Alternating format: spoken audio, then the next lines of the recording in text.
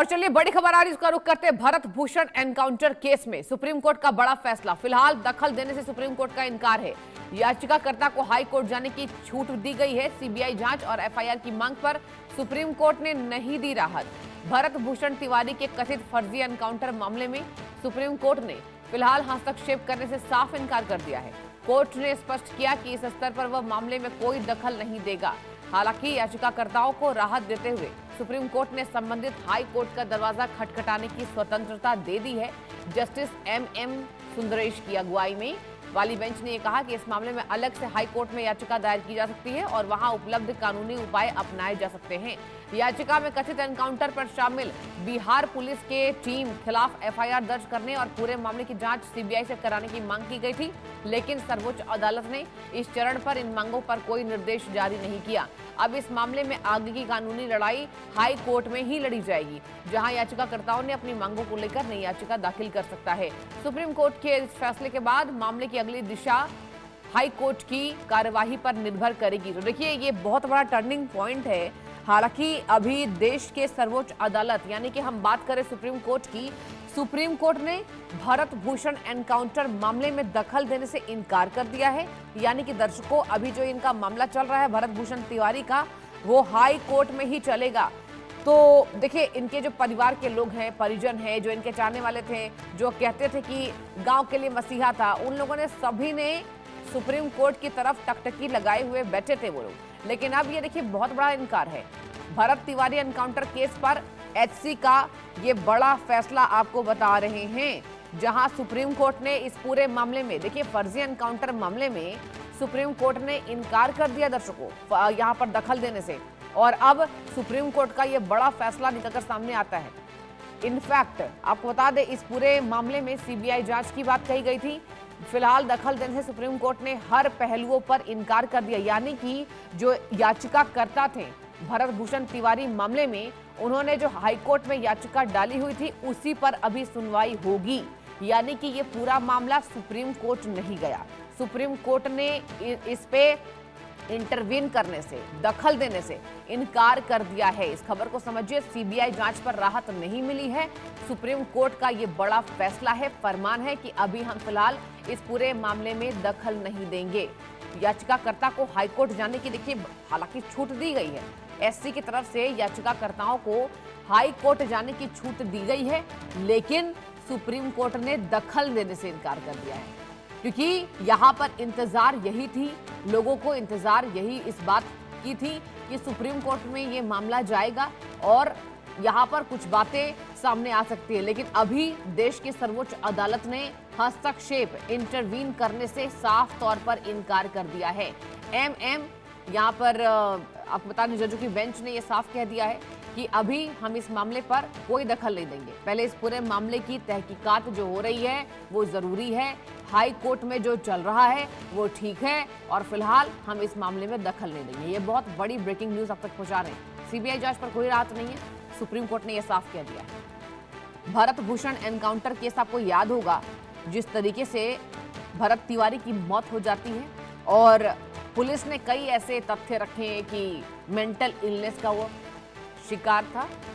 संभव शर्मा मेरे संवाददाता जुड़ चुके हैं। संभव, जरा ये एंगल समझाइए दर्शकों को हमारे कि सुप्रीम कोर्ट ने इंटरवीन करने से इनकार कर दिया है भरत भूषण एनकाउंटर मामले में, पूरी खबर संभव।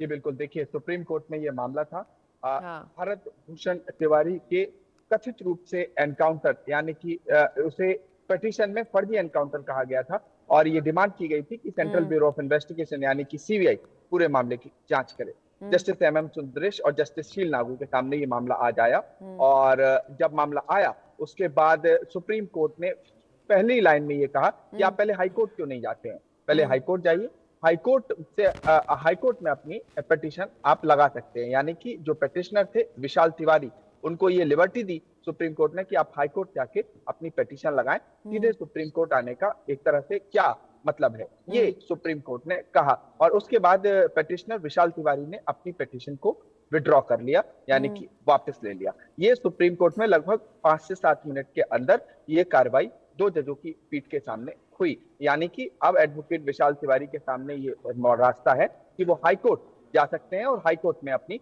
बात रख सकते हैं। लेकिन अगर हम इस पिटीशन, इस याचिका की बात करें तो इसमें कई महत्वपूर्ण बिंदु उठाए गए थे। जैसे पहला, CBI central bureau of investigation इस पूरे मामले की जांच करे। दूसरा, इस तरह की जो किलिंग है, मृत्यु है, ये जो कथित एनकाउंटर है, इसको फेक एनकाउंटर कहा था और इसे जो अंग्रेजी में चूंकि पिटीशन थी उसमें एक्स्ट्रा जुडिशियल किलिंग, यानी कि मतलब जो न्यायपालिका के पास अधिकार है किसी को मृत्यु दंड देने का या इस तरह के किसी भी दंड को देने का, ना कि पुलिस के पास। ये एक महत्वपूर्ण याचिका थी और ये कहा गया था कि पुलिस के पास ऐसा कोई अधिकार नहीं है कि किसी को एनकाउंटर कर दे। और ऐसे में अदालतों में सर्वोच्च अदालत का दरवाजा सीधे खटखटाया गया था और सर्वोच्च अदालत ने, देखिए, पिछले हफ्ते भी जब यह मामला सुनवाई के लिए आया था तो एडवोकेट विशाल तिवारी को सुप्रीम कोर्ट ने कहा था कि ऐसी अर्जेंसी क्या है, ऐसी जल्दबाजी क्या है। यानी कि पिछले हफ्ते भी जब यह मामला आया था तो सुनवाई नहीं हुई थी, अर्जेंट सुनवाई नहीं हुई थी। इसके बाद आज इस मामले को सुप्रीम कोर्ट ने सुनवाई के लिए लगाया था। अब चूंकि सुप्रीम कोर्ट ने इसे सुनवाई योग्य नहीं माना है, हाईकोर्ट जाने को कहा है, अब हाईकोर्ट में ये मामला हो सकता है एडवोकेट विशाल तिवारी उठाएं। अगर पिटीशन की बात करें तो पिटीशन में सीबीआई की जांच के अलावा ये भी कहा गया था कि रूल ऑफ लॉ, जो कानून राज है, उसके अनुसार काम करना चाहिए और न्यायपालिका के पास तमाम अधिकार हैं, ना कि पुलिस के पास।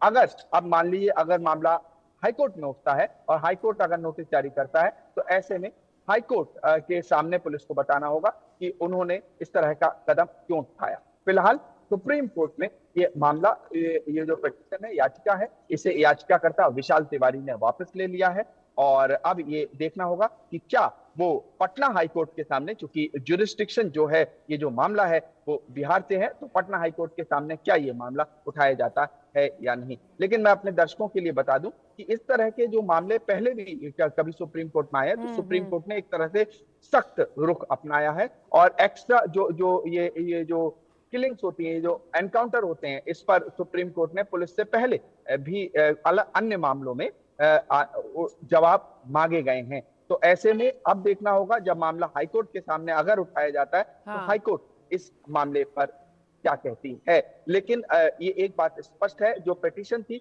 उसकी जो डिमांड थी, पिटीशन की कॉपी हमारे पास थी और हमने उसे दर्शकों को दिखाया भी था कि किस तरह से एडवोकेट विशाल तिवारी ने तमाम जो लूप होल्स हैं, जो सिस्टम के लूप होल्स हैं, उनकी बात की थी और उस बयान का जिक्र किया था जो भरत भूषण के परिजनों ने दिया था कि ये जो एनकाउंटर है ये एक फर्जी एनकाउंटर है और इस वजह से इस एनकाउंटर की डिटेल जांच होनी चाहिए, सीबीआई जांच होनी चाहिए। ये याचिका थी। अभी इस याचिका पर सुप्रीम कोर्ट से याचिकाकर्ता को कोई राहत नहीं मिली है। बिल्कुल, देखिए संभव ये बहुत बड़ा टर्निंग पॉइंट है। आपका बहुत धन्यवाद तमाम जानकारी दर्शकों तक साझा करने के लिए। संभव, आगे बढ़ते हैं।